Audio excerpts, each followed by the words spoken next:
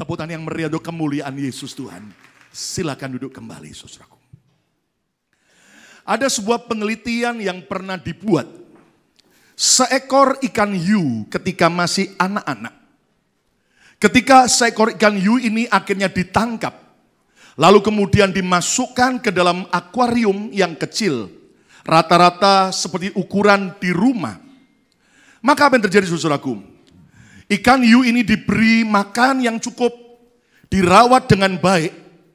Tapi apa yang terjadi ketika sekian saat dalam usia ikan hiu ini dewasa, maka ada hal yang aneh sekali. Walaupun usianya sudah dewasa, tapi ikan hiu itu ukurannya besar, panjang badannya hanya 18 cm. Tetapi saudaraku, ketika ikan hiu itu hidup di alam bebas, hidup di samudra lautan yang luas, apa yang terjadi? Maka ikan hiu ini akan berkembang sehingga bisa mencapai 3,5 meter panjang badannya. Aneh sekali. Ketika di sebuah akuarium, maka panjang daripada ikan hiu hanya 18 cm. Tetapi ketika di alam lautan yang bebas, maka bisa bertumbuh lebih panjang jadi 3,5 meter. Apa yang kita bisa belajar dari pengalaman ini?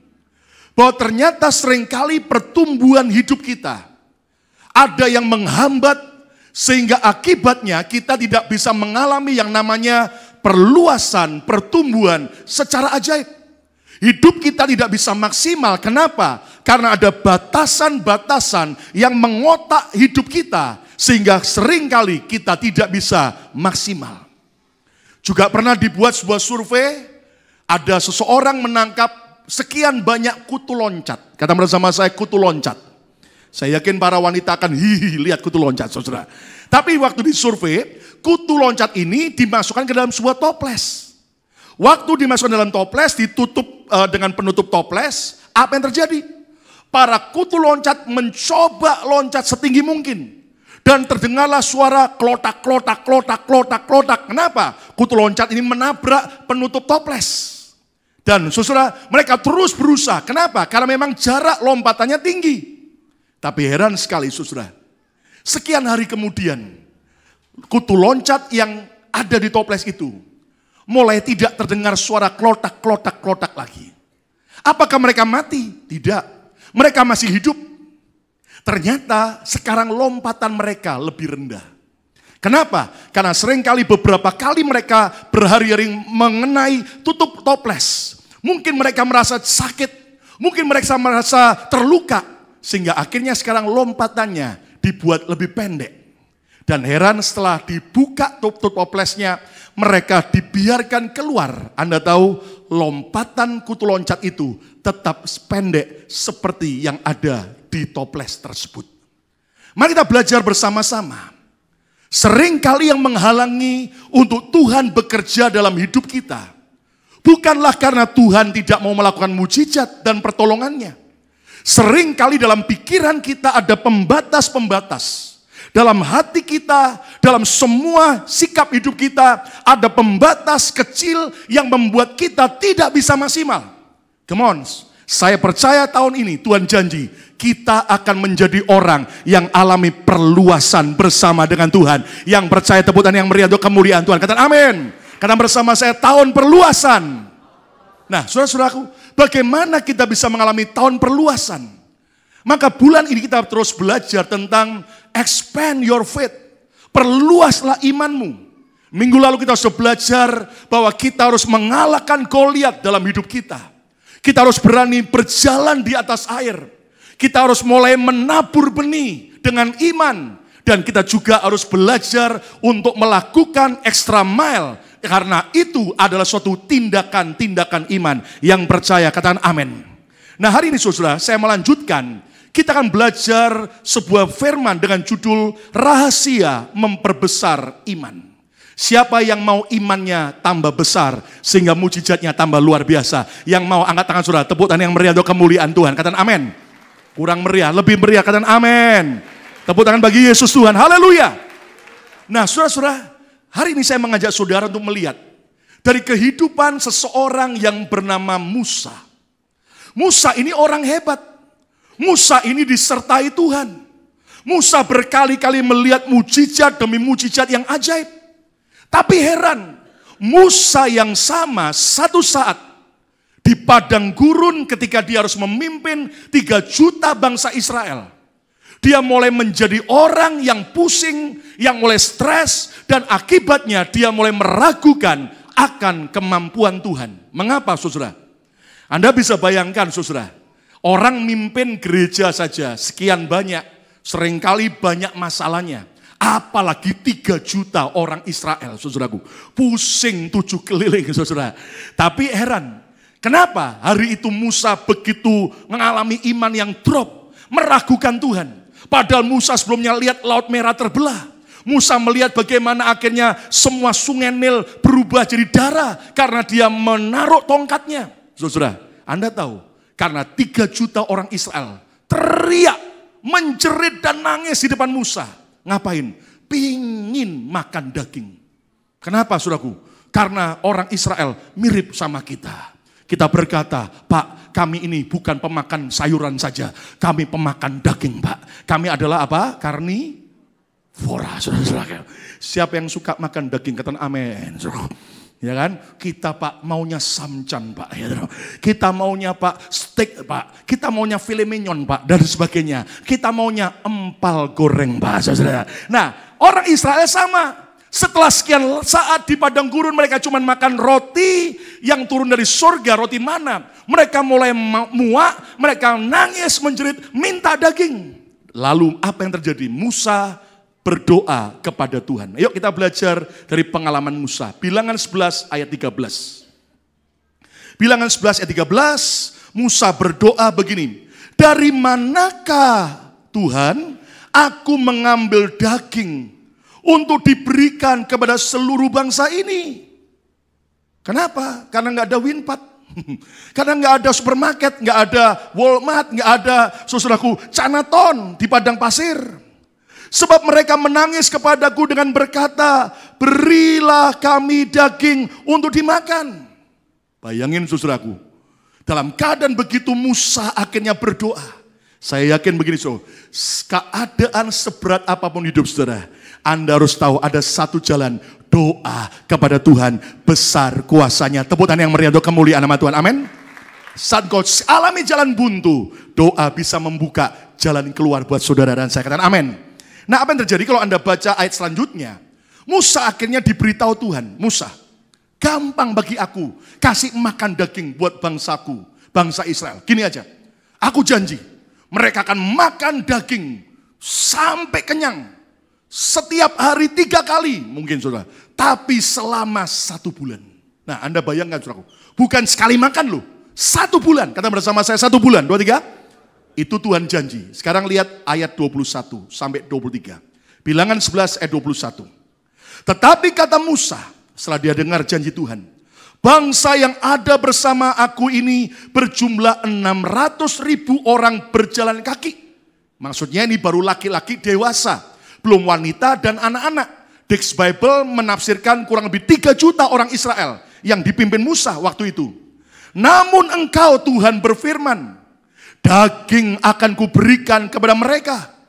Dan genap sebulan lamanya, kata bersama saya, sebulan lamanya mereka akan memakannya, alias makan apa? Daging.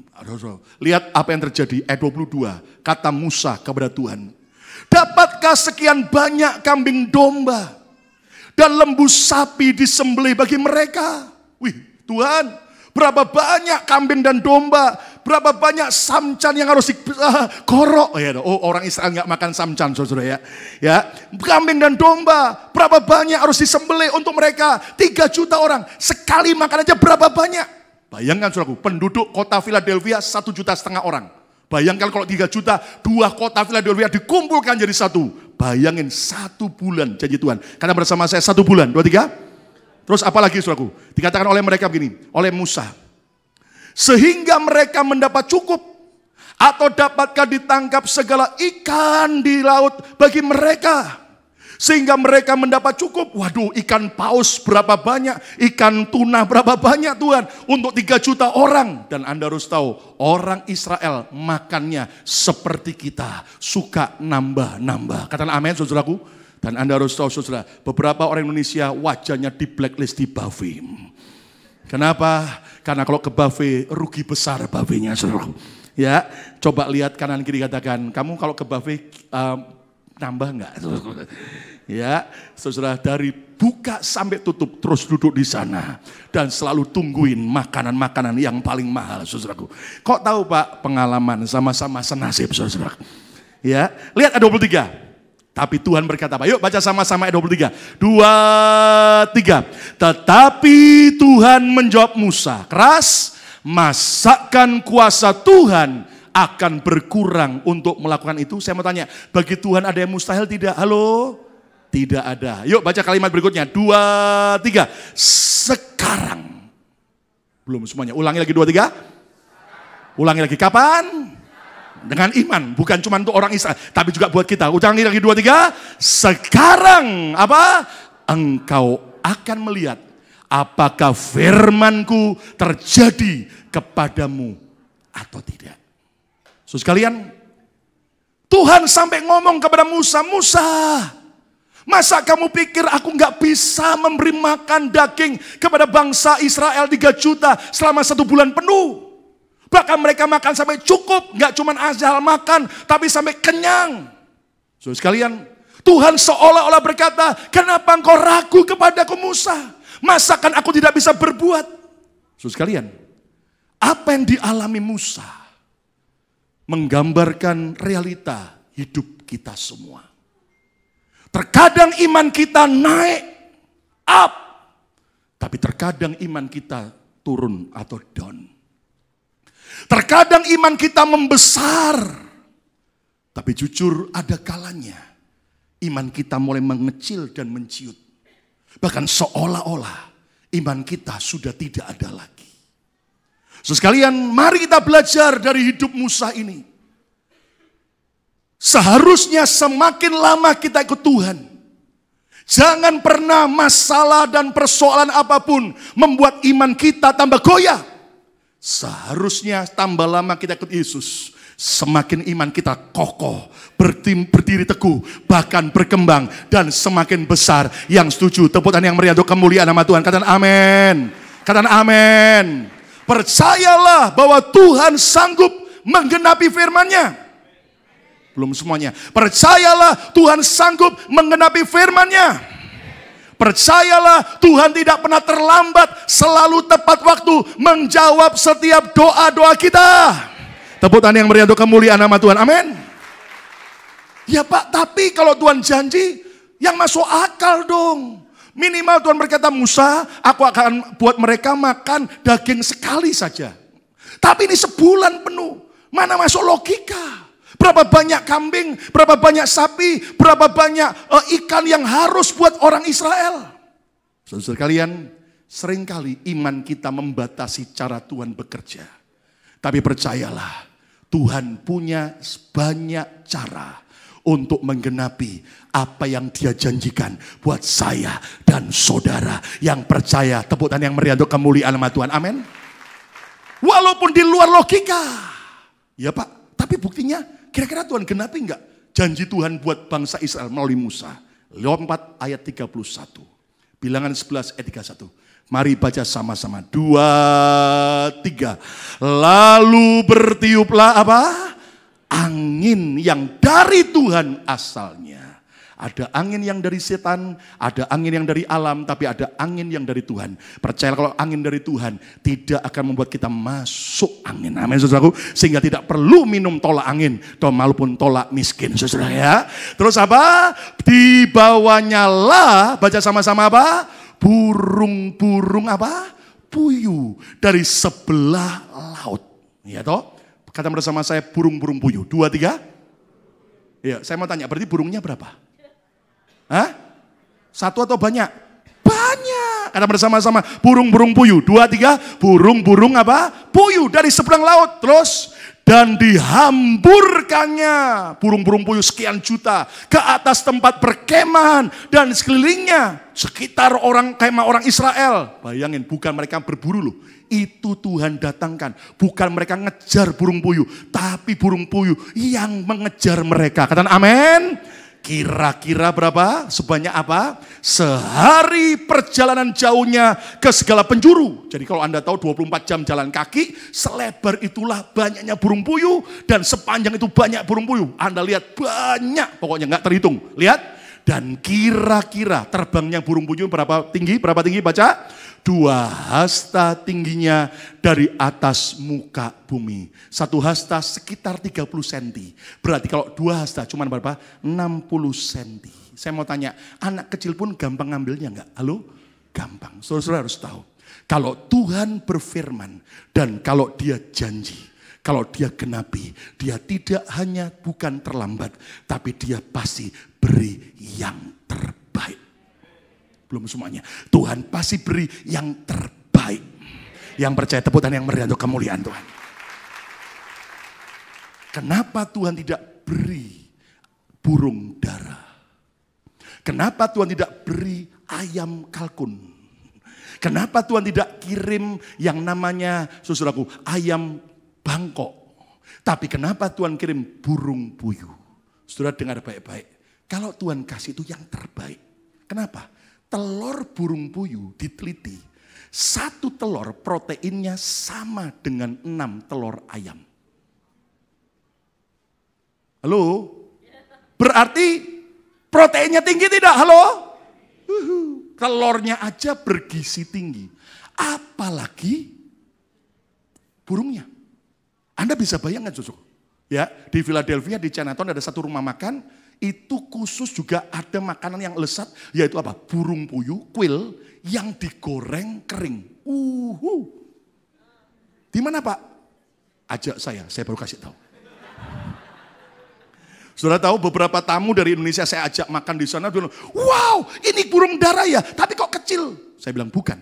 Tanya sama pegawainya, ini bukan burung dara, ini burung puyuh.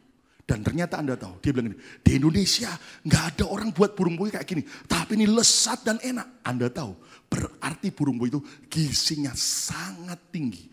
Untuk apa? Orang Israel kuat di padang pasir. Anda harus tahu, kalau Tuhan jawab doa kita, dia beri yang lebih baik daripada yang kita pikirkan. Tepuk tangan yang meriah, katakan amin. Katakan haleluya. Bahkan yang menarik begini. Untung loh burung puyuhnya tidak sambil terbang, lalu orang Israel harus ngejar. Bayangin kalau harus ngejar, saudaraku. Ya, itu namanya kejar-kejaran, saudaraku. Dan bisa bayangkan orang Israel sudah kelaparan malah ngejar burung, mati di tengah padang pasir, saudaraku. Tuhan itu ajaib, bukan mereka ngejar berkat, berkat yang ngejar mereka. Ngumpul di sekitar perkemahan mereka. Saudara harus percaya kalau Tuhan pulihkan hidup saudara, Anda bukan kejar berkat, berkat kejar saudara. Kebajikan dan kemurahan belaka mengikuti aku. Katakan. Dan yang menarik, burung puyuhnya tidak terbang tinggi. Kenapa? Kalau terbang tinggi, orang Israel tidak punya tembak, tidak punya senapan. Anda tahu Tuhan bawa burung puyuhnya terbang cuman sekitar 60 cm. Kenapa? Gampang ngambilnya. Anda harus percaya sampai hari ini Tuhan tetap bisa buat mujizat bagi saudara yang percaya kepada Tuhan. Katakan amin. Katakan haleluya. Seperti doa daripada murid-murid Tuhan, tambahkanlah iman kami Tuhan. Perluaslah iman kami. Expand our faith Lord. Tuhan buat kapasitas iman kami yang kecil kayak akuarium tadi dibongkar. Sehingga kami bertumbuh dan kami lihat mujizat demi mujizat ajaib terjadi. Karena amin. Nah sekarang saya mau tanya, siapa yang mau imannya membesar? Angkat tangan. Siapa yang mau imannya mengecil? Angkat tangan. Nggak ada, saudaraku. Nah seringkali kita seperti Musa. Iman kita bisa up, tapi kadang-kadang sering down. Hari ini mungkin ada saudara yang sedang imanmu hancur berantakan. Engkau berkata, mana mungkin Tuhan, mana mungkin. Dengar janji Tuhan, bagi Tuhan tidak ada perkara mustahil. Katakan amin. Nah saudaraku, kita belajar kapan iman seseorang bisa mengecil. Iman seseorang bisa mengecil ketika persoalan menguasai kita lebih daripada iman kita. Nah, semua orang pasti punya persoalan. Dan kalau ada orang yang bilang begini, Pak, saya kecewa ikut Tuhan. Percuma saya ikut Yesus. Loh, saya tanya, kenapa? Lah, saya tambah setia ke gereja, saya tambah sungguh-sungguh melayani, saya tambah ikut berdoa, saya ikut puasa, kok tambah banyak masalah? Loh, saya tanya begini, kamu kecewa karena kecewa yang salah. Loh, emangnya kenapa, Pak? Mana ada ayat di Alkitab yang janji? Kalau kamu sungguh-sungguh sama Tuhan, maka nggak ada persoalan. Nggak ada. Yang Tuhan janjikan, kalau kita sungguh-sungguh sama Tuhan, Dia menyertai kita menghadapi persoalan. Dia beri kekuatan, Dia beri hikmat, sehingga kita cakap menanggung, mengalahkan, menaklukkan setiap persoalan demi persoalan kita. Yang percaya, tepuk tangan yang meriah untuk kemuliaan nama Tuhan. Katakan amin. Jangan kau izinkan persoalan menguasai saudara lebih daripada iman saudara. Kenapa? Karena kalau izinkan masalah lebih menguasai saudara, Anda cuma fokus sama masalah, stres nanti. Lihat, hari-hari ini kan banyak orang stres. Ya kan, saudaraku? Ya, sudah tahu, Bu Sari bilang sama saya, Pak, di Colorado kok ada orang di tepi jalan, tiba-tiba ngomong-ngomong sendiri. Saya bilang, waduh, kalau begitu tuh banyak. Ya toh. Kenapa banyak orang stres di Amerika, saudaraku? Tapi saya berdoa bukan saudara yang stres. Ya toh. Saya bilang sama Bu Sari, di New York, di Philadelphia, lebih banyak lagi, saudaraku. Tapi yang pasti bukan yang di BMC. Orang-orang BMC berkemenangan dalam Tuhan. Tepuk tangan yang meriah untuk kemuliaan Tuhan. Amin. Satu hari di Indonesia, di sebuah kota ada orang yang kerjaannya pengantar ayam potong. Jadi ayam masih hidup, lalu diantar ke alamat-alamat untuk dipotong oleh orang yang beli. Jadi tiap pagi subuh dia dapat alamat-alamat untuk mengantar. Akhirnya ayam-ayam yang hidup kakinya diikat dengan tali, ditaruh diikat ke sepeda motor. Sekian banyak ayam hidup. Ya toh, akhirnya dia naik motor. Hari itu dia banyak masalah. Habis dimarahin istrinya, ya saudaraku, ada masalah kesehatan, masalah keuangan, masalahnya bertubi-tubi. Wih, sampai dia stres. Naik motor jam 4 pagi subuh, saudaraku. Sambil dia mikirin masalahnya, kurang awas, nabrak mobil, kerupiak, motornya terjunggil-junggil, terbalik-balik. Maka ayam-ayam yang diikat pada putus semua talinya, lalu ayam-ayamnya kabur. Dalam keadaan begitu dia menahan sakit, dia berdiri dan dia teriak sama ayam-ayam. Ayam-ayam, lu mau kemana? Alamatnya sama saya. Anda tahu itu orang stres, saudaraku. Ada orang penjual roti, ibu-ibu ya toh. Lagi sudah banyak masalah, sudah ngelamun. Sambil pikul dagangan rotinya di tepi jalan, ditabrak mobil, kerupiak jatuh. Wih, nyaris meninggal. Maka orang-orang teriak, bu, nyebut bu, nyebut. Maksudnya nyebut nama Tuhan, nyebut bu. Lalu ibu ini teriak, roti ayam, roti coklat, roti keju. Saudara sekalian, mari jangan terfokus pada masalah. Fokuskan dirimu pada Tuhan. Dia penyelesai masalah buat kita semua. Katakan amin. Kapan iman seseorang bisa mengecil? Ketika logika menguasai kita lebih daripada iman kita. Lawan iman adalah apa? Logika. Otak kita.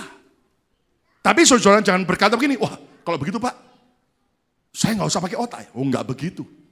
Ada beberapa anak pendeta ketemu di sebuah konferensi karena papa-papa mereka kumpul, anak-anaknya nungguin papa-papanya terus ngobrol.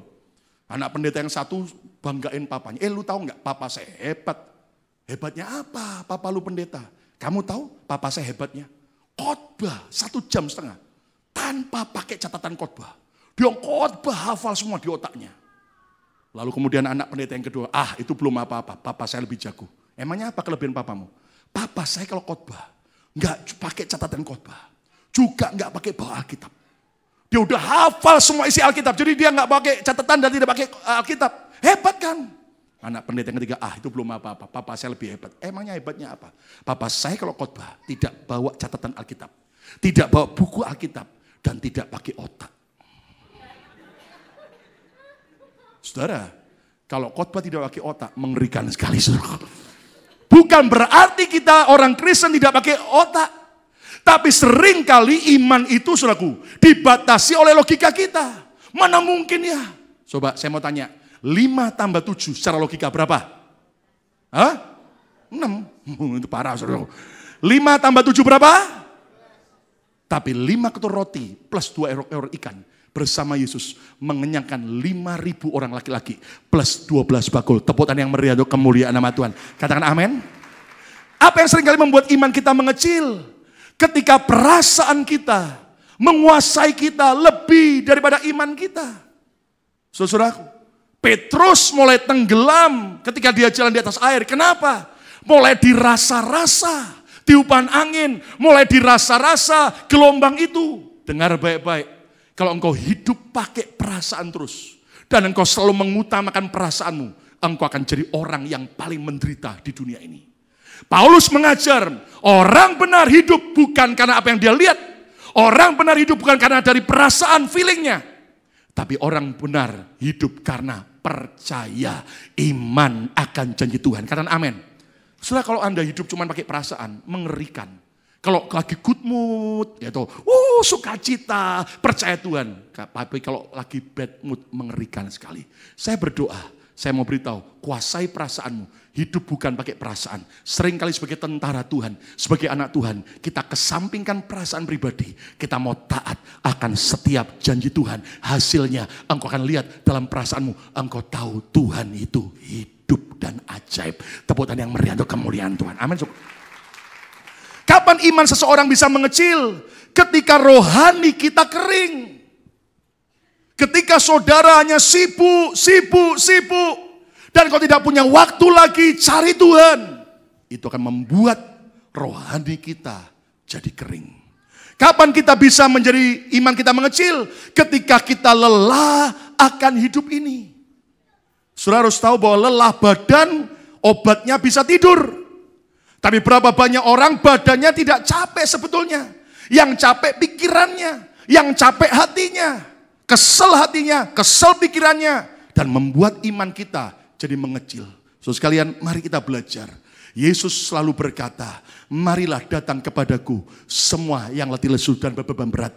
Tuhan akan beri kelegaan kalau kau serahkan keletihan dalam hidup saudara. Semua yang membuat engkau menjadi lelah di pikiran dan di hati, serahkan ke Tuhan. Maka seperti Paulus berkata, segala perkara dapat kutanggung di dalam Yesus yang memberi kekuatan. Yang percaya, katakan amin. Saudara, lihat. Banyak orang hari ini lelah, capek di hati, di pikiran. Kenapa? Karena sibuk, hanya terpengaruh, terganggu oleh orang lain. Oleh situasi dan keadaan. Saudara harus tahu hari-hari ini banyak orang stres. Hari ini ada banyak orang, saudaraku, yang setengah agak aneh, antik dan sebagainya. Kalau kita ngikuti orang gila, kita bisa jadi ketularan gila, saudaraku. Bilang kadang-kadang, jangan ikut gila. Nggak ada yang amin, amin. Kita merasa masa kita harus waras. Kenapa? Ikut orang lain yang gila, engkau akan jadi gila. Ya kan? Rugi sendiri. Ada saudaraku, pengusaha baru beli mobil baru, SUV. Baru keluar dari showroom. Ya tahu begitu diparkir di depan kantornya, di tepi jalan. Kan mobil SUV itu kan belakangnya ada tulisan 4x4, 4x4. Ya tahu. Lalu dia masuk, orang gila lewat. Orang gila geleng-geleng. Orang kaya masa nggak tahu sih 4x4 berapa. Ya kan? Dia ambil batu dicoret sama dengan 16. 4x4 sama dengan berapa? 16. Ditinggal sama orang gila. Habis pulang kantor kaget si orang kaya. Lah kok ada yang nyoret? 4x4 sama dengan 16. Wih, dia marah tapi enggak ketemu orangnya. Lalu dibawa ke bengkel. Karena dia orang kaya, semalam dikebut, selesai. Begitu bersih, 4x4 aja, diparkir lagi besoknya. Orang gila lewat lagi. Orang gila geleng-geleng kepala. Orang kaya tapi bodoh. Sudah dikasih tahu malah dihapus. Dia ambil batu lagi dicoret sama dengan 16. Saudaraku. Ya toh, akhirnya orang kaya lalu marah, diperbaiki lagi. Lama-lama tiap hari begitu terus. Orang kayanya capek, gini aja deh. Daripada terus dibersihin, dicoret lagi, gini aja dah. Saya minta tukang cat, tambahin aja kalimat dengan cat yang bagus sama dengan 16. Gitu. Jadi udah balik, kan 4x4, ya toh, ditambahin sama dengan 16. Besoknya diparkir, orang gila lewat lagi. Orang gila ketawa, dia ambil batu ditulis pintar. Ya toh? Saudara, ngikuti orang gila tambah gila. Mari kita belajar, jangan sampai lelah di pikiran dan di badan dan di hati. Belajar, serahkan pergumulanmu kepada Tuhan. Tepuk tangan yang meriah untuk kemuliaan nama Tuhan. Katakan amin. Nah, sekarang kita belajar bagaimana rahasia memperbesar iman kita.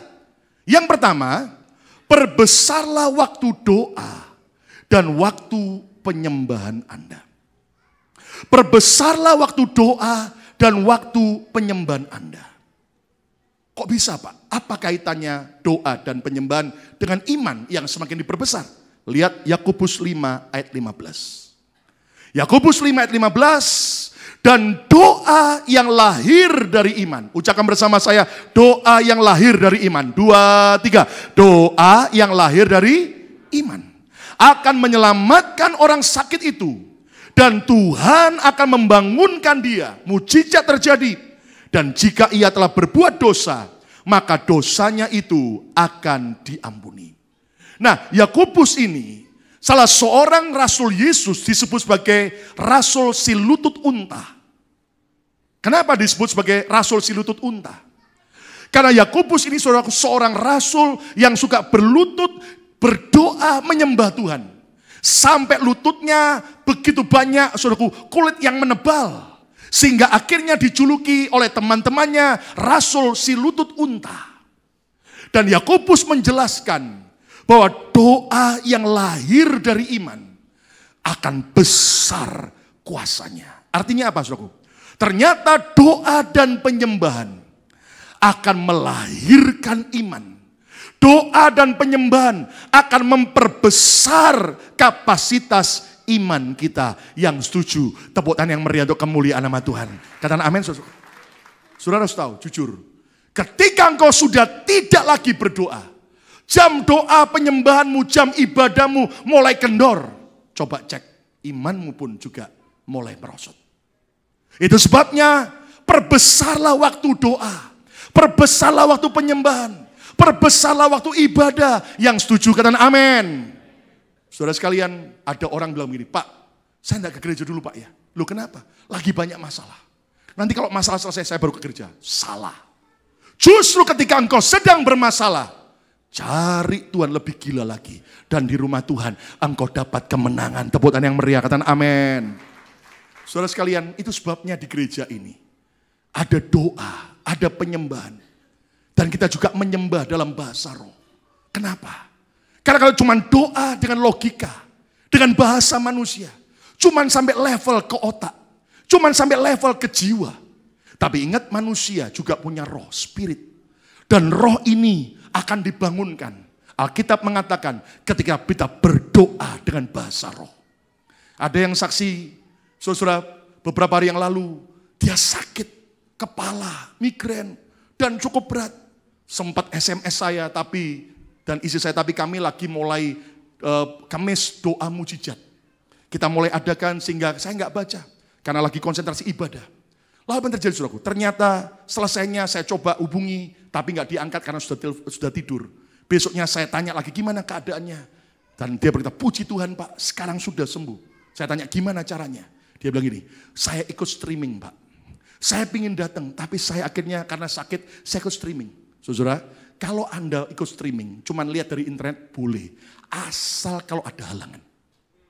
Sudah ada yang amin. Tapi kalau Anda bisa, harus datang. Pak kan sama, datang langsung sama streaming. Beda. Anda tahu, pacaran via telepon, sama ketemu langsung, asoy yang mana? Biar New York pun didaki, dijalani, supaya ketemu. Pak, sekarang kan pakai FaceTime. Saya mau tanya, jujur, lebih asoy yang mana? Ketemu pacar pakai FaceTime atau ketemu langsung? Halo? Ketemu langsung, sama. Ibadah kalau Anda datang dengan streaming beda. Kalau Anda memang tidak bisa karena ada halangan, oke, nggak apa-apa. Tapi kalau Anda bisa datang, datanglah. Karena ibadah besar kuasanya. Amin, saudaraku. Tapi dia berkata, Pak, waktu Pak Lukas mendoakan, dan semua bahasa roh, saya di rumah sakit Pak, saya bahasa roh yang kuat. Tiba-tiba Pak, saya rasakan roh saya dibangunkan. Saya rasakan seperti aliran yang mengalir dalam hidup tubuh saya. Dan sejak itu saya disembuhkan. Tepuk tangan yang meriah untuk kemuliaan nama Tuhan. Perbesar waktu doa saudara. Perbesar waktu penyembahan saudara. Bahkan beberapa saudaraku, teman-teman kita bilang, Pak, kalau bisa waktu nyembah kebaktian jangan pendek Pak. Agak panjang dikit Pak. Karena kami merasakan sesuatu yang berbeda. Waktu penyembahnya kuat dan ngangkat Pak. Dan itu kami mengalami yang namanya hadirat Tuhan. Saudaraku, mari kita belajar, perbanyak, perbesar. Sudah tahu saya pernah oleh kemurahan Tuhan beberapa hari transit ke Dubai. Dubai itu termasuk di UAE, Uni Emirat Arab, ya. Dan itu di bawah negara apa? Qatar, ya kan. Nah, Anda tahu, saudaraku, itu Dubai luar biasa. Luar biasanya kenapa? Semua yang namanya hotel terbaik ada di sana. Di seluruh dunia. Yang namanya rumah terbaik, yang namanya mobil-mobil terbaik ada di sana. Gedung-gedung pencakar langit terbaik ada di sana. Anda bisa bayangkan, saudaraku, buat saya kagum bukan soal yaitu kemewahannya. Anda bisa bayangkan, di satu mall di sana, ada satu mall di sana, itu sampai dibuat sebuah permainan salju. Bayangkan, saudaraku, salju beneran, ya toh, buatan, ya toh. Tapi cukup luas, jadi mereka bisa naik, terus main salju, saudara. Bayangkan, di dalam mall, ya kan. Lalu kemudian, saudaraku, saya tanya sama tour leader, dah, ini kan padang pasir, kering, panas. Lah, dapat air bersihnya dari mana? Lalu mereka bilang begini, tahu nggak? Sumber air bersih yang dibutuhkan oleh penduduk Dubai, 1 hari saja. Untuk semua suplai hotel, semua suplai penduduk dan taman. Belum lagi di hotel ada banyak yang namanya kolam renang. Ya saudara, itu kan pakai air, nggak mungkin cuman gambar saudara. Namanya ya kan? Anda bisa bayangkan, minimal itu 1 hari. Sekian juta kubik air bersih yang diperlukan. Lalu saya tanya, gimana caranya apa? Pakai kapal tanker bawa dari negara lain yang ada air bersihnya? Enggak. Mereka itu sudah ngebor sumur. Dengan sumur bor yang canggih. Ngebor sekian ratus meter ke bawah. Di bawah daripada padang pasir. Sampai apa? Mencapai sumber mata air. Lalu saudaraku, paling tidak kalau nggak salah mereka bilang ada 4 sumur bor yang gede, raksasa. Yang mereka punya. Tapi mereka ngomong nggak cukup. Akhirnya Anda tahu mereka temukan teknologi, air laut itu bisa didaur ulang. Akhirnya kadar garamnya dibuang sehingga menjadi air bersih. Dan Anda tahu, itu sebabnya padang gurun berubah menjadi tempat yang subur. Kenapa?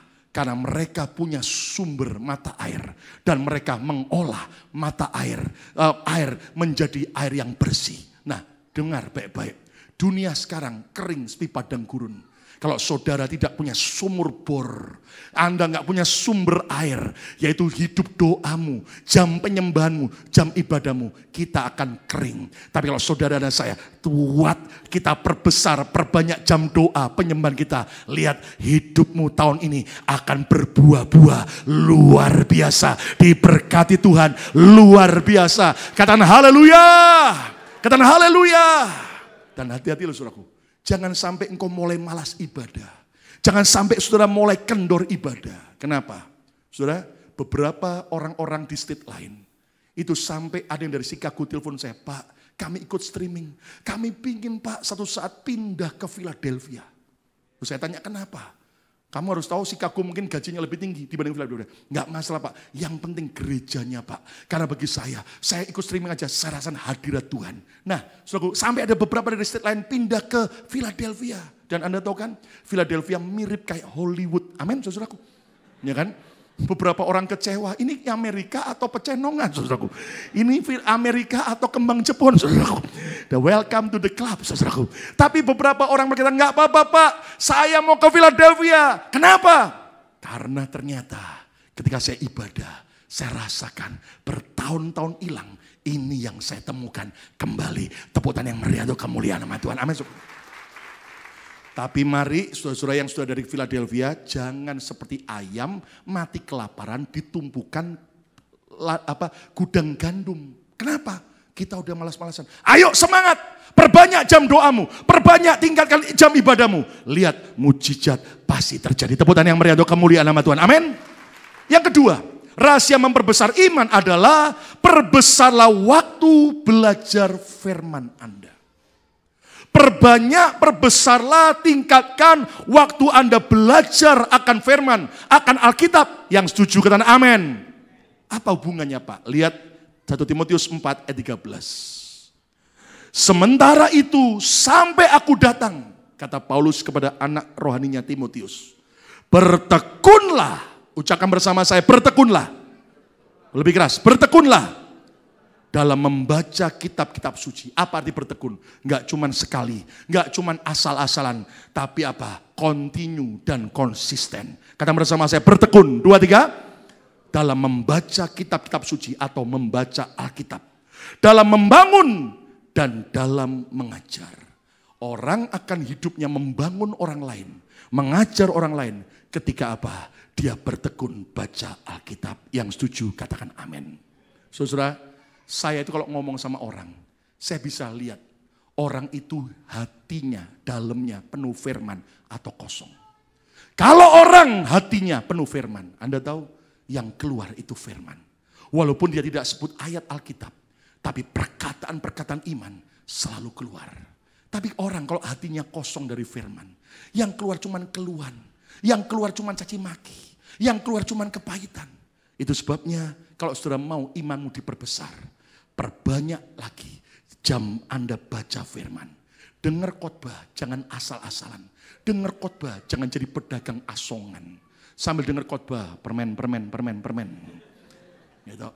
Jangan sampai malah dengar khotbah bukan cuma permen lagi. Nasi campur. Wih, nah sambil khotbah nasi campur mengerikan. Ya. Maka kita belajar supaya apa? Banyak waktu ibadah kita berbelengar untuk apa? Belajar firman. Karena bersama saya belajar firman. Dan Anda harus tahu, lihat Roma 10 ayat 17. Roma 10 ayat 17. Yuk kita baca sama-sama. 2, 3. Jadi apa? Iman timbul dari apa? Pendengaran. Dan pendengaran oleh apa? Firman Kristus. Tidak semua pendengaran membangun iman saudara. Tapi ketika engkau mendengar firman, engkau belajar firman, engkau membaca firman dengan tekun, saudara hidupmu, imanmu akan muncul luar biasa. Yang setuju katakan amin. Tahukah saudara-saudara, betapa kita kurang menghargai Alkitab. Seringkali kita malas baca Alkitab, lebih suka baca Facebook. Kita lebih suka, saudaraku, membaca yang lain daripada Alkitab. Kita lebih suka, saudaraku, lihat Korea drama, ya toh, lihat film Jepang, ya toh, daripada firman Tuhan. Padahal Anda harus tahu, Alkitab ini ajaib. Kata bersama saya, Alkitab ajaib. 2, 3. Alkitab apa? Ajaib. Kata bersama saya, Alkitab adalah firman Tuhan. 2, 3. Alkitab adalah apa? Firman Tuhan. Anda tahu ajaibnya apa? Penulis Alkitab itu jeda dari Kejadian sampai Wahyu sekitar 1600 tahun. Dan mereka tidak saling kenal. Ada yang seorang nabi, ada yang seorang raja, ada yang seorang imam, ada yang seorang gembala domba. Tapi lihat, walaupun dalam 1600 penulis Alkitab ada sekitar 40 orang. Mereka orang-orang yang berbeda, latar belakang, zaman. Tapi Anda tahu kalau Anda baca dari Kejadian sampai Wahyu, Anda akan temukan sebuah kesamaan. Tuhan Maha Kasih dan Dia rela turun ke dunia supaya kita diselamatkan. Dan kita setelah diselamatkan jadi berkat menyelamatkan yang lain. Tepuk tangan yang meriah untuk kemuliaan nama Tuhan. Amin. Bahkan Anda tahu Alkitab ini berusaha dihancurkan, dibasmi di berbagai negara. Di China diusahakan supaya Alkitab dibakar, dihabiskan. Tapi Anda tahu justru dihambat malah berkembang. Saya sudah cerita sama saudara, hari ini orang Kristen di China sudah lebih dari 85 juta orang Kristen. Tepuk tangan yang meriah untuk kemuliaan nama Tuhan. Amin. Di India berbagai macam penganiayaan dialami oleh orang Kristen di India. Tapi Anda tahu, Alkitab berkuasa. Anda tahu ada banyak mujizat. Sampai ada, saudaraku, seorang pria yang stres mau bunuh diri. Dia pergi ke rel kereta api. Nunggu supaya apa? Supaya dia kesempatan untuk mau bunuh diri. Tiba-tiba, saudaraku, di kereta sebelumnya, yang sebelum pemuda ini datang, yang lewat sebelumnya, itu ada orang Kristen lagi baca Alkitab. Ketahuan sama orang yang lain, marah, dirobek bagian Alkitabnya, dilempar ke luar daripada kereta api. Anda tahu, ini pemuda mau bunuh diri. Tiba-tiba waktu dia jalan di rel, dia lihat ada sobekan kertas. Dia baca, karena begitu besar kasih Allah akan dunia ini. Sehingga ia telah mengaruniakan anaknya yang tunggal. barang siapa percaya pada dia tidak binasa. Hari itu di rel kereta api, tempat yang seharusnya dia mau bunuh diri, pemuda itu berlutut dan terima Yesus. Dan akhirnya hidupnya diubahkan. Dan dia jadi hamba Tuhan besar yang membawai sekian ratus gereja yang ada di daerah India. Tepuk tangan yang meriah untuk kemuliaan nama Tuhan. Bahkan Anda tahu, maaf, waktu orang-orang Kristen ditangkap di China, dipenjara, disiksa. Itu Alkitab mereka, maaf saudaraku, sama para tentara-tentara komunis. Dirobek, maaf, untuk membersihkan waktu mereka buang air. Anda tahu, tapi yang terjadi. Itu orang-orang Kristen tidak dapat Alkitab, dirobek. Saudara. Yang bersihkan orang Kristen. Anda tahu, maaf, dari kotoran dan juga robekan Alkitab itu. Mereka bersihkan, mereka baca, nangis, dipeluk itu robekan Alkitab, sembahyang, dilakukan. Anda tahu, kita ini punya banyak Alkitab di rumah. Di handphone sudah ada banyak aplikasi Alkitab. Pertanyaannya, Anda baca tidak? Anda cintai tidak? Anda renungkan tidak? Saudara, jangan sampai kita terlena dengan kenyamanan di Amerika. Come on church, ayo rajin baca Alkitab. Kenapa? Tuhan mau agar kita tidak hanya sekedar mendengar firman, tetapi belajar dan mempraktekkan firman Tuhan. Kata bersama saya, belajar. 2, 3, belajar. Jangan pernah merasa cukup kalau Anda cuma dengar hari Minggu khotbah. Ikut som, Bible study di gereja ini ada. Lihat Anda di warta. Ikut family altar. Ikut juga hari Kamis jam 7.30 malam. Ada yaitu ibadah doa mujizat di lantai 1. Dan kami akan ada waktu mendoakan saudara. Ikutlah ibadah youth, ibadah dewasa muda. Ikutlah saudara Bethany Happy Family dalam usia saudara. Mari kita belajar. Bahwa kalau kita sungguh-sungguh belajar firman, kuasa besar Tuhan curahkan. Tepuk tangan yang meriah untuk kemuliaan nama Tuhan. Amin. Satu hari saudara, ada seorang panglima perang di sebuah kerajaan China. Tiba-tiba di hari ulang tahun Kaisar, dia minta ada 10 tempat landasan untuk panah. Ditaruh agak jauh. Lalu kemudian si panglima perang ini ambil anak panah dan busurnya. Dengan mata dia tutup, saudaraku, dia bisa set. Seolah-olah itu anak panah ada matanya sendiri. Dan bisa tepat ke sasaran. Wih, semua rakyat tepuk tangan. Wow, hebat. Kita dipimpin oleh seorang panglima perang yang begitu mahir memanah. Semua rakyat mengeluh-elukan dia. Di antara rakyat banyak ada satu kakek tua penjual minyak. Lalu kakek ini berkata, itu biasa saja. Langsung ketika kalimat itu saudaraku didengar oleh teman-teman yang sekitarnya, ada orang-orang, mereka marah. Dan akhirnya suara itu terdengar juga kepada panglima.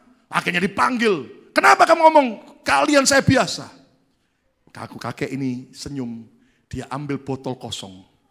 Dia ambil uang koin yang tengahnya ada lubang kecil. Dia taruh koin itu di atas ujung daripada botol yang kosong. Kakek ini naik ke atas pohon. Lalu dia bawa botol minyak yang lain. Dan dari atas pohon dia tuang. Ternyata saudaraku, tidak ada satupun yang meleset. Semua minyak masuk ke lubang daripada koin yang kecil itu. Semua rakyat tepuk tangan, hebat, hebat, penjual minyak yang hebat. Lalu kakek ini berkata, aku sebetulnya tidak hebat. Panglima ini juga tidak hebat. Tapi yang membuat kami hebat adalah karena kami melakukan itu, belajar secara konsisten, terus menerus. Kalau saudara dan saya konsisten baca firman, engkau terus melatih hidupmu belajar, engkau akan mahir, hidupmu akan jadi orang yang berkemenangan. Tepuk tangan yang meriah untuk kemuliaan nama Tuhan. Amin. Katakan amin. Saudara tahu enggak apa bedanya pemain basket jalanan dengan pemain basket NBA? Beda. Pemain basket jalanan, dia baru main basket kalau mau dan kalau ada waktu. Tapi pemain basket NBA, mereka belajar khusus, berlatih khusus, makanya hasilnya beda. Saudara-saudara tahu, Rudi Hartono kenapa dia bisa menjadi juara All England sekian kali. Teman dekatnya pernah cerita sama saya begini. Anda tahu waktu dia masuk ke asrama Platnas, yang lain baru datang jam 7 pagi, disuruh pelatihnya. Rudi Hartono sendirian jam 5 sudah datang. Berlatih sendiri, lari putarin lapangan. Mereka dia latihan sendiri. Dan yang lain teman-temannya pulang jam 5 sore. Dia baru pulang jam 7 malam. Kenapa? Dia belajar dengan serius. Hasilnya pun berbeda. Kalau engkau dengar firman cuma sambil lalu, makanya hidup kita tidak alami banyak perkara besar. Tahun ini tingkatkan, perbanyak jam baca firman. Dan kau akan lihat hidupmu akan penuh mujizat. Tepuk tangan yang meriah untuk kemuliaan nama Tuhan. Amin, saudaraku. Yang ketiga, rahasia memperbesar iman adalah perbesarlah pergaulan yang membangun. Perbesarlah pergaulan yang membangun.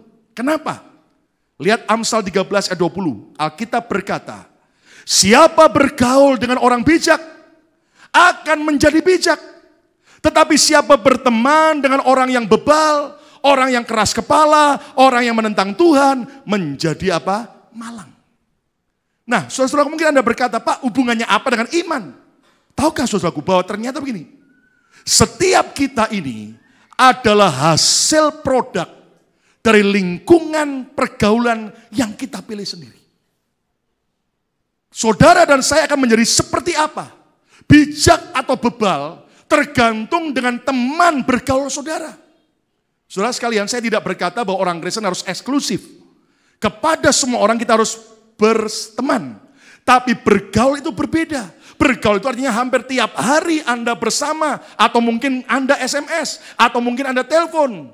Dan Anda harus tahu, saudaraku, kalau kita salah bergaul, Alkitab mengingatkan apa? Lihat 1 Korintus 15 ayat 33. Yuk kita baca sama-sama. Semua baca 2, 3. Janganlah kamu apa? Sesat. Pergaulan yang buruk, apa saudaraku? Merusakkan kebiasaan yang baik. Sebaik-baiknya hidup kita, tapi kalau kita salah bergaul, kita ikut hancur, saudaraku. Coba lihat, orang yang tidak pernah judi, tapi kalau kumpulnya tiap hari sama penjudi, lama-lama pinter. Karena apa? Dengar terus judi, ketularan. Nah, saudaraku, jangan sampai kita ini iman kita gembos, iman kita terus rusak, iman kita berantakan. Kenapa? Kumpulan kita tiap hari, saudaraku, membuat iman kita drop. Lihat, percuma kamu percaya Yesus. Lihat apa gunanya kamu ke gereja. Selalu Anda dibuat begitu. Wah, itu bahaya. Imanmu akan turun dan merosot. Tapi kalau engkau punya sebuah keputusan, tahun ini Tuhan, aku akan buang pergaulan yang merusak imanku. Dan aku akan tambahkan pergaulan, perbesar pergaulan yang membangun. Percaya, tahun ini imanmu akan semakin kuat. Imanmu akan semakin luar biasa. Tepuk tangan yang meriah untuk kemuliaan nama Tuhan. Amin. Di Alkitab ada seorang yang bernama Haman. Dalam kitab Esther. Haman ini adalah seorang pejabat daripada kerajaan Ahasiveros, Media Persia. Dan Anda tahu apa yang terjadi? Satu hari ketika Haman keluar dari istana, semua rakyat sujud menyembah, menghormati dia. Ada satu orang Yahudi, Mordekai, ayah angkat daripada Esther, ratu itu, tidak mau sujud. Panas Haman. Dan Anda tahu, Haman pulang, baca di Alkitab. Tiba-tiba istri Haman dan teman-temannya, waktu diceritain oleh Haman, mereka bukan menjadi kulkas yang mendinginkan Haman. Malah mereka menjadi kompor, malah mereka menjadi microwave, membuat Haman panas.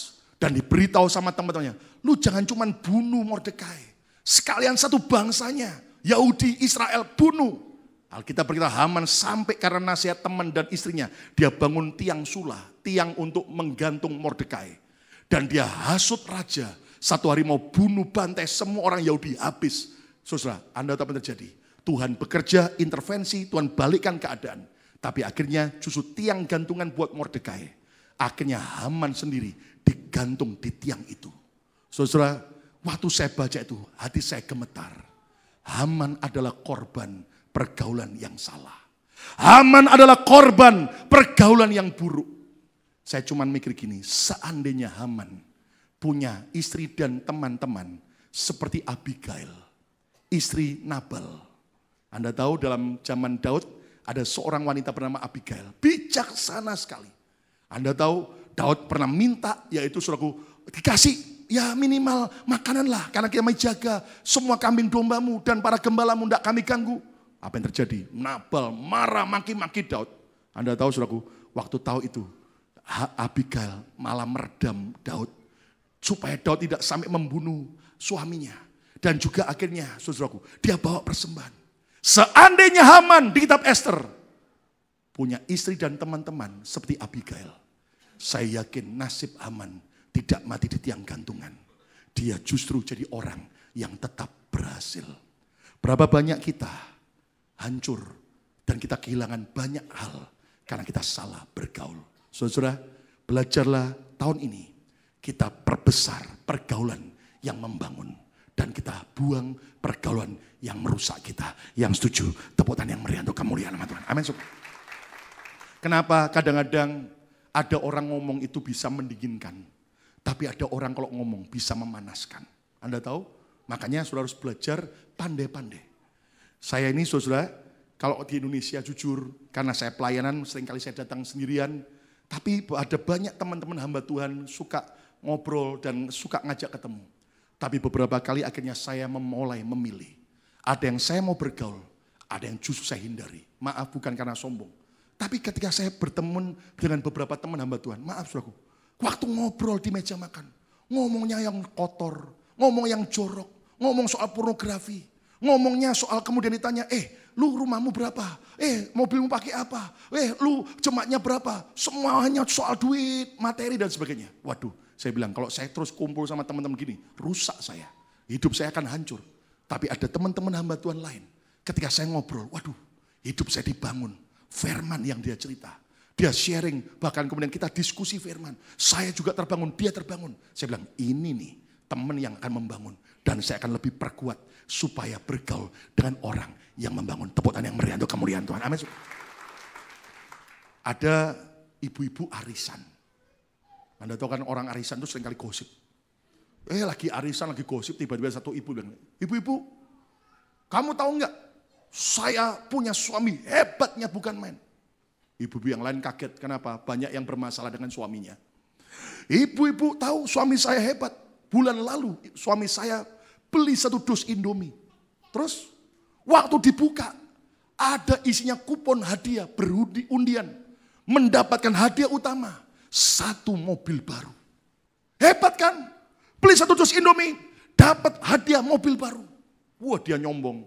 Maka teman arisan yang kedua, ibu itu bilang, Bu, ibu saya beruntung, suami saya parah. Loh, emangnya kenapa? Suami saya bulan lalu beli mobil baru, terus dapat hadiah 1 dus Indomie. Lalu ibu yang ketiga, dengar itu langsung berdiri, cari tembok, kepalanya dibentur-benturkan ke tembok. Celaka, suamiku celaka. Loh, kenapa Bu? Kenapa Bu? Suami saya parah. Kenapa? Sejak 3 bulan yang lalu, kami beli mobil baru. Maka sejak hari itu sampai hari ini, tiap hari kami terus makan Indomie. Indomie. Kurang keras dong. Indomie.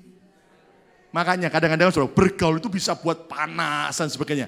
Belajar perbesar pergaulan yang membangun hidup kita. Tepuk tangan yang meriah untuk kemuliaan nama Tuhan. Amin saudaraku. Yang keempat, yang terakhir. Rahasia memperbesar iman adalah apa saudara? Yang keempat, perbesarlah penguasaan diri Anda. Perbesarlah penguasaan diri Anda. Expand your self-control. Kenapa? Apa hubungannya Pak? Iman dengan penguasaan diri. Ayat yang terakhir.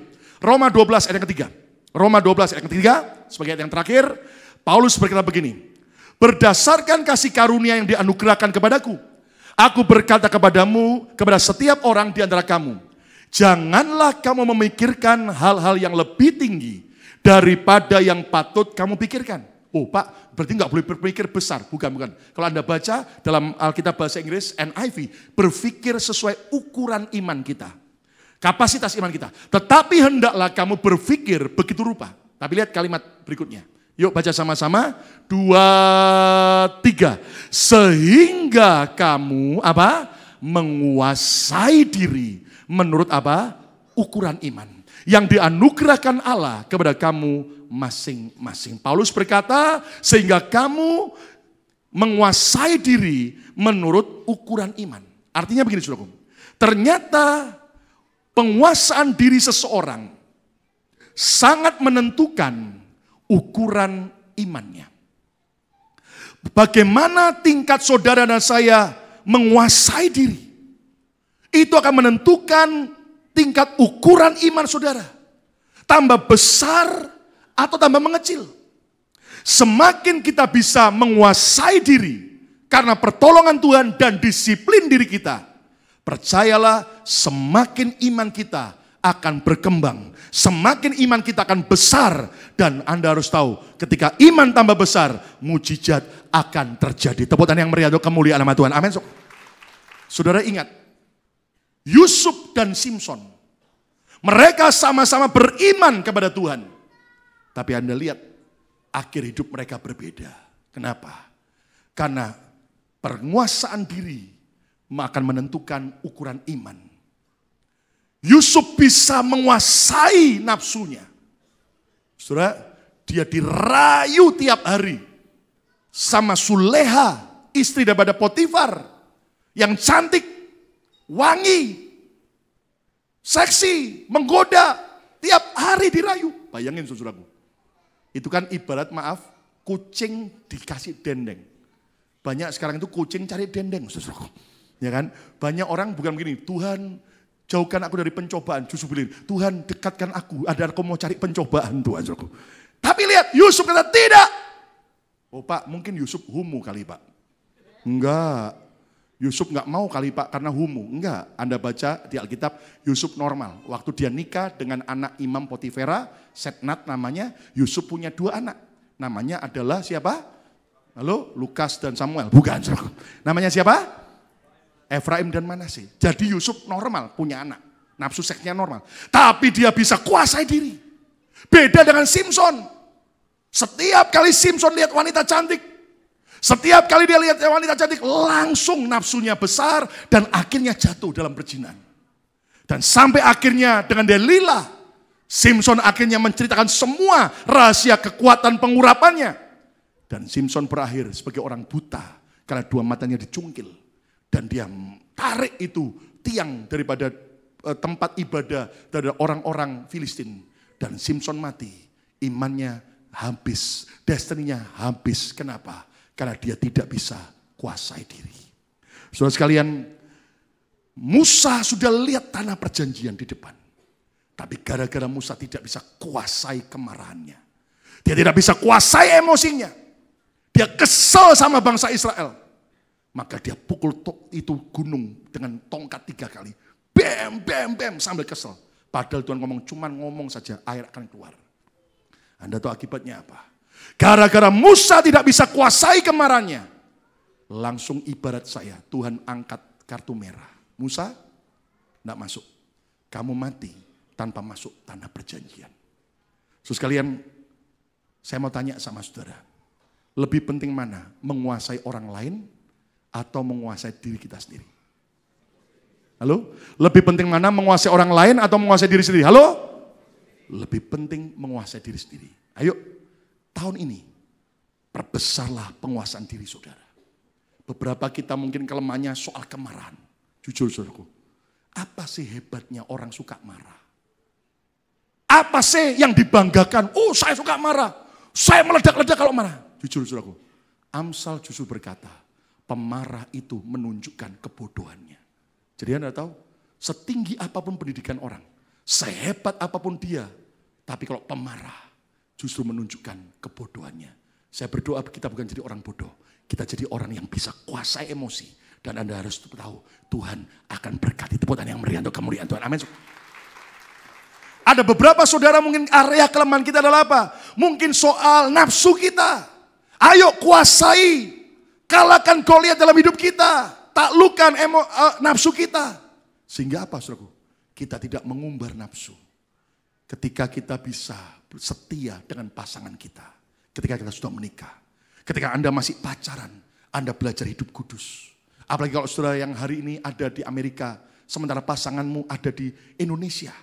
Mari belajar. Tidak boleh ada alasan begini, Pak. Sudah lama Pak bisa, nggak tahan nafsu Pak. Ya toh, belajar minta penguasaan diri. Jangan berkata Pak, yang di Indonesia istri perjanjian lama Pak. Terus yang di sini perjanjian baru Pak. No way. Mari kita belajar kuasai diri, kuasai nafsu kita, kuasai emosi kita, kuasai pikiran kita, kuasai hati kita. Kalau saudara dan saya bisa tingkatkan perbesar penguasaan diri, engkau lihat imanmu akan berkembang, imanmu akan bertumbuh. Ukuran iman akan ditambah-tambah oleh Tuhan. Tepuk tangan yang meriah untuk kemuliaan nama Tuhan. Amin. Saudara, saya dengar isi saya bersaksi tadi malam, ada yang bersaksi begini. Ada yang punya anak di Indonesia, pemuda sudah besar, remaja sudah besar, dan anaknya ini saudaraku selalu terikat rokok. Mamanya di Amerika di villa sudah dengar firman dan selalu ngomong, "Nak, kamu harus lepas rokok, nak." Kenapa sih, Ma? Loh, bukan soal Alkitab saja, nak. Kesehatan sudah dokter juga udah ngomong itu bahaya, nak. Kamu harus bisa menang atas rokok. Tapi Ma, saya nggak bisa. Saya coba beberapa hari pusing, Ma. Ketagihan, pingin rokok lagi. Lalu apa yang terjadi? Ibu ini suatu pernah diajar oleh istri saya. Udah gini aja, nak, sembahyang aja. Minta pokoknya, Tuhan tolong aku supaya aku bisa kuasai diriku dan aku bisa menang lepas dari rokok. Anaknya diajak doa. Tiba-tiba Anda tahu, saksi saudaraku, anaknya itu beberapa hari lemes sekali badannya. Kayak enggak enak badan, jadi hampir seminggu tidur kebanyakan. Kebanyakan tidur karena lemes. Tiba-tiba setelah seminggu lewat dan dia sembuh, kuat badannya, dia kaget, loh. Padahal biasanya 1 hari aja nggak ngerokok, nggak bisa. Sekarang udah 1 minggu nggak ngerokok. Dan Anda tahu, sejak itu sampai hari ini, cium bau orang rokok, langsung muak dan nggak suka. Saya mau beritahu, Tuhan bisa tolong kita untuk menang dari setiap dosa. Tepuk tangan yang meriah untuk kemuliaan nama Tuhan. Amin, suku. Yang penting saudara dan saya mau, kata bersama saya mau Tuhan. 2, 3. Orang tuh ya, yang paling parah itu begini.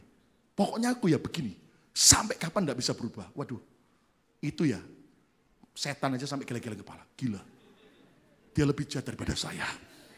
Karena Yesus mati di kayu salib untuk mengubah hidup kita. So jangan bilang begini, pokoknya Pak saya begini. Enggak, ngomong, walaupun saya seburuk apapun, kalau saya mau dan pertolongan Tuhan, saya pasti bisa berubah. Kuasai hidup saya. Tepuk tangan yang meriah untuk kemuliaan Tuhan. Amin, cukup. Kesimpulannya apa? Kesimpulannya, semakin besar iman kita kepada Yesus akan membuat semakin besar mujizat yang akan dinyatakan. Putuskanlah mulai hari ini, mulai sekarang juga untuk saudara memperbesar iman kita. Siapa mau imannya tambah besar? Angkat tangan saudara, katakan amin. Yuk kita baca sama-sama 4 rahasia. Semua baca 2, 3. Perbesarlah waktu doa dan penyembahan Anda. Yang kedua, perbesarlah waktu belajar firman Anda. Yang ketiga, perbesarlah pergaulan yang apa? Membangun. Yang keempat, perbesarlah penguasaan diri Anda. Diberkatilah engkau berlimpah-limpah. Dan tahun ini Tuhan akan perluas hidup kita. Yang sujud tepuk tangan yang meriah untuk kemuliaan nama Tuhan. Amin. Cukup. Ayo kita beri bersama-sama. Kau berfirman, pulihkanku. Mari datang pada Tuhan.